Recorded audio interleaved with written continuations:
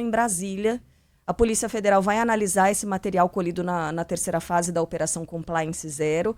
E é a segunda turma do Supremo Tribunal Federal que vai decidir se Daniel Vorcaro permanece ou não preso. Quem faz parte da segunda turma? Ministro Dias Toffoli. O Afonso Marangoni está aqui conosco para trazer mais informações. Agora, Marangoni, se não fosse a segunda turma em que Dias Toffoli está, seria a primeira turma em que está Alexandre de Moraes, né? Um outro nome que apareceu nessas conversas e de forma muito legível, digamos assim, né? Bom dia para você, Marangoni.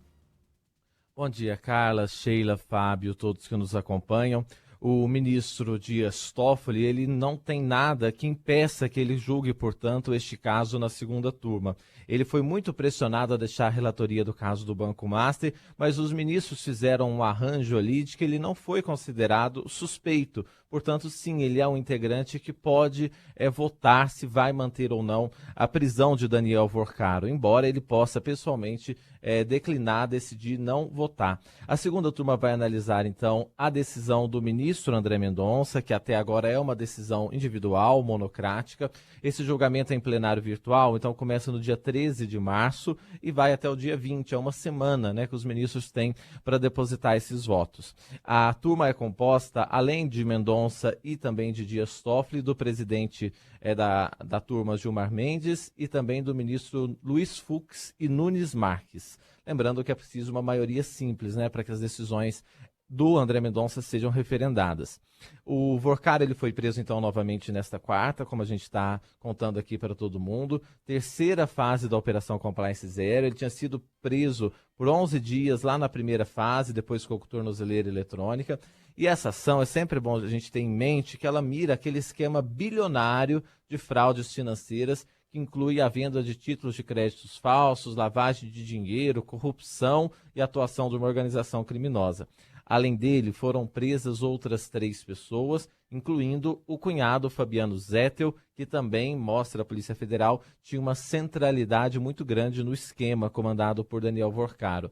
Você falou que vão agora analisar os materiais, porque além de tudo isso, a STF emitiu 15 mandados de busca e apreensão em São Paulo e Minas Gerais. Com esses mandados, expectativa de que tenham elementos ali que possam ajudar no aprofundamento dessas investigações. A Polícia Federal, gente, fala em 4 núcleos principais de atuação desta organização criminosa liderada por Daniel Vorcaro. O núcleo financeiro, que esse a gente já tem conhecido ao longo dos últimos meses, de corrupção institucional, voltada à cooptação de servidores públicos do Banco Central, ocultação patrimonial, ou seja, ele fazia todos aqueles esquemas e desviava dinheiro para terceiros para ocultar esse patrimônio, e também intimidação e obstrução de justiça.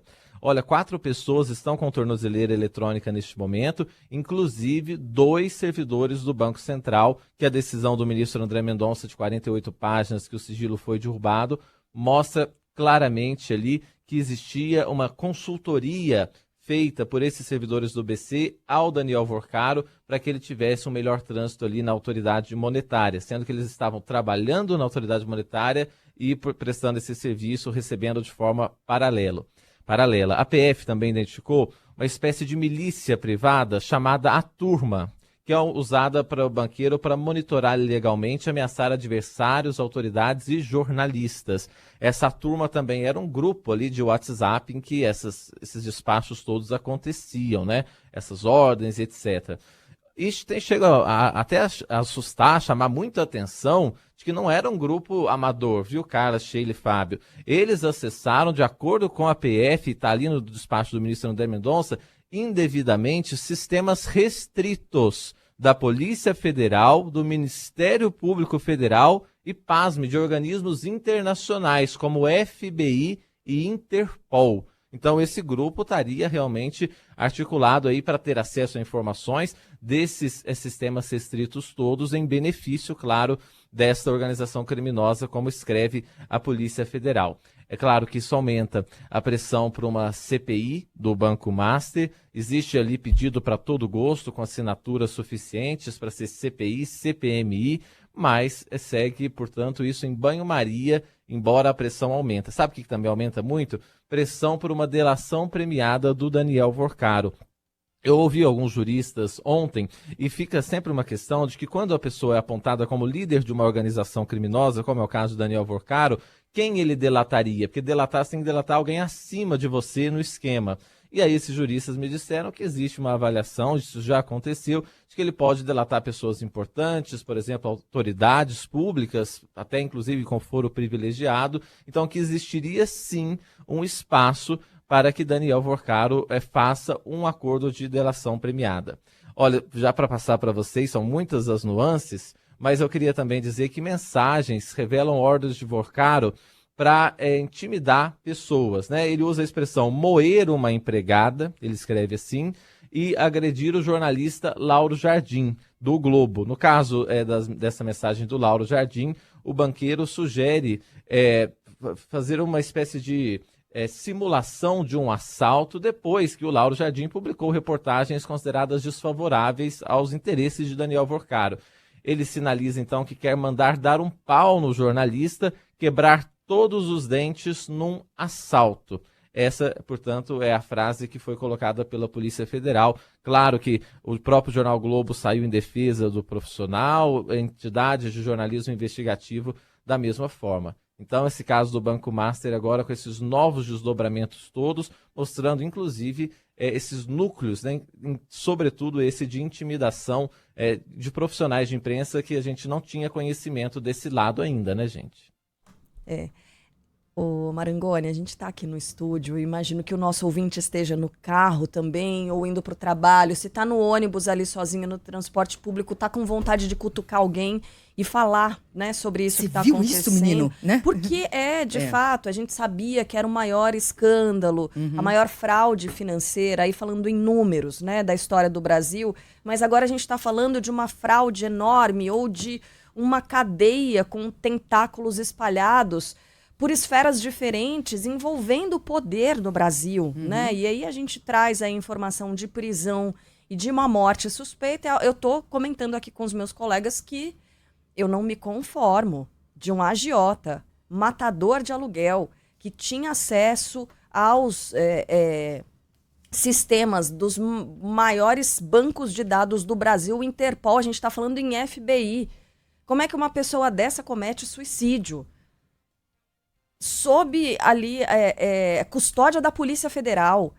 É tudo tão grande e absurdo que a gente tem dificuldade até de assimilar. E essas são as notícias, né, Afonso Marangoni, da noite de ontem, porque a gente acordou nessa manhã com Ciro Nogueira e Alexandre de Moraes aparecendo nessas conversas também. Então a gente tem algum tipo de repercussão já envolvendo esse ministro do Supremo Tribunal Federal ou esse senador da República, presidente de um dos maiores partidos do Brasil.